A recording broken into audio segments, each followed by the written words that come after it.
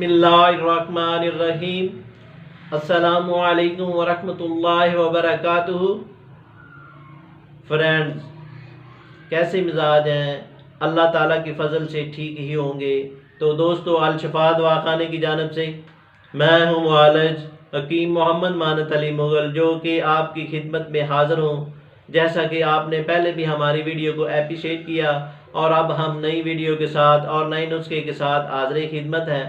तो नाज़रीन, जिन दोस्तों ने हमारे चैनल को अभी तक सब्सक्राइब नहीं किया, वो हमारे चैनल को सब्सक्राइब करें और साथ बेल का बटन दबा दें, क्योंकि हमारी नई आने वाली वीडियो आप तक पहुंच सके। तो नाज़रीन, ये वीडियो आगे शेयर भी करें और इसको लाइक भी करें। तो नाज़रीन, आते हैं नए नुस्खे की जानब, जिसका नाम है मजून जरियान।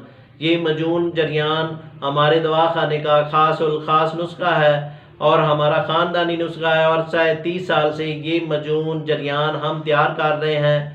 वो जवान लड़के और जवान लड़कियां, उनके लिए ये मजून जरियान बेहद मुफीद है। वो लड़के जो जरियान की मर्ज़ में मुब्तला हैं, उनके लिए बेहद मुफीद है, और वो लड़कियां जो लकोरिये की मर्ज़ में मुब्तला हैं और लकोरिये की वजह से कमर को दर्द होती है और जोड़ों में दर्द होती है, उनके लिए मजून जरियान बेहद मुफीद है।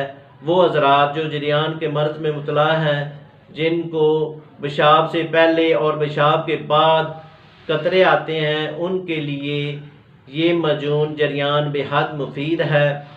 और वो हज़रात जिनकी मनी पतली हो चुकी है और सूरत अंजाल का मसला है, इतलाम का मसला है, उनके लिए ये मजून जरियान बेहद मुफीद है। तो नाज़रीन, आते हैं नुस्खे की जानब। इसमें क्या क्या अज्जा है और क्या फार्मूला है।